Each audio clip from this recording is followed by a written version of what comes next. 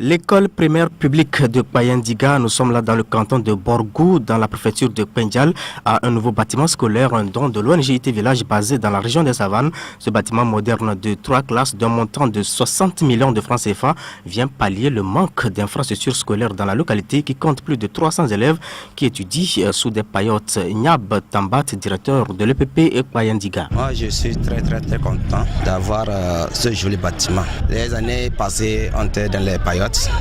On n'avait pas de beaux bâtiments. Aujourd'hui, comme nous avons de beaux bâtiments, on doit se mettre au travail pour améliorer nos résultats. Le bâtiment est composé de 3 salles de classe électrifiées, un bureau et un couloir où les enfants vont se reposer à midi. Nous avons du CP1 jusqu'au CM2. Nous avons un effectif de 302 élèves, dont 119 filles. Au CP1, c'est 2 salles, CP2, une salle, CM2, une salle et les CM, une salle. Donc, ce que nous allons faire, nous allons prier Dieu pour qu'on nous donne aussi un jour un autre bâtiment pour qu'on puisse gérer.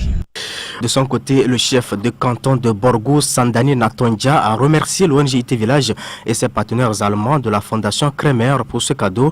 Pour lui, ce bâtiment scolaire est le plus moderne de toute la préfecture de Pendial. Je ne peux m'exprimer en sentiment, sauf Dieu qui peut les remercier. Car vraiment ce bâtiment, qui d'abord dans tout Pendial, il n'y en a pas, sont semblables. Mes remerciements vraiment, c'est Dieu même qui nous a envoyé ce projet IT Village. Nous en sommes très contents. L'ouverture même a prouvé combien de fois nous sommes contents du cadeau de ce projet. Dans le futur, si nous arrivons à envoyer nos enfants à l'école, tôt ou tard, on aura un CG qui aussi va entraîner la construction d'un lycée dans lequel nous allons avoir les leaders dans l'avenir. Nous allons devenir un village français parce que tout le monde doit tenter auprès des enfants à parler français. Comme au centre, j'étais très content de ce cadeau. C'est la première fois que le canton a été doté de ce cadeau. La première fois, très joyeux. Ça va aider nos enfants à apprendre la nuit. Il faut prendre les torches pour faire ça. On ne peut pas dire à l'État d'envoyer encore le courant ici quand en ville même, nous n'avons pas. Et ils ont réussi à mettre la lumière jour comme nuit. Je pense que les enseignants peuvent apprendre les enfants à partir de 17h jusqu'à 20h et les libérer pour partir. C'est très bon. Les enfants qui n'ont jamais vu l'électricité en ont vu et fréquentent là où il y a la lumière. Très content. Ça, c'est un triple cadeau.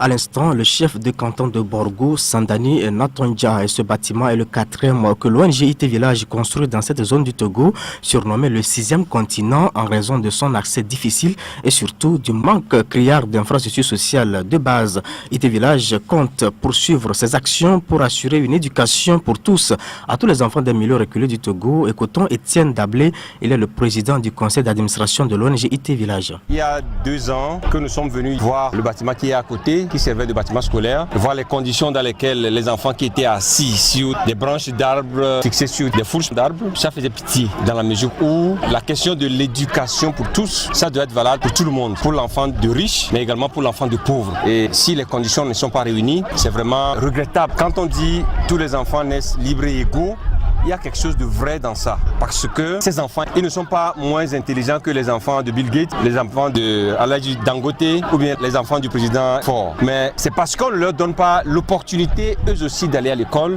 qu'ils restent engloutis, ensevelis dans ce trou que nous appelons le 6e continent. Donc c'est dans le souci de permettre à ces enfants également d'avoir accès à l'éducation que nous nous sommes sentis interpellés de faire quelque chose pour Payendiga. Et ce jour est un jour de fierté parce qu'un rêve est devenu réalité, parce que nous avons amené une double lumière à Payendiga. La première lumière, c'est l'école, parce que l'école, c'est la lumière. La seconde lumière, c'est les panneaux solaires qui sont sur le toit de ce beau bâtiment. Pour la première fois depuis des générations et des générations que ce village est créé, les enfants peuvent appuyer sur l'interrupteur et la lumière va s'allumer. Je pense que ce n'est pas une évolution, c'est une révolution dans ce milieu. L'ouvrage est évalué à 90 000 euros, ça fait 60 millions, y compris toute la bâtisse. La superstructure, elle est métallique, c'est les IPN. Le travail des les ouvriers ici, c'est la croix et la bannière, ça a un coût. L'architecture, je fais un clin d'œil au professeur Francis Kéré, qui est un architecte de renom, qui enseigne même à Harvard, la plus célèbre université du monde. Donc c'est du lourd, il y a de la substance derrière cela. En tant que ONG et agent de développement, moi je ne loupe pas l'État, s'il faut le louper,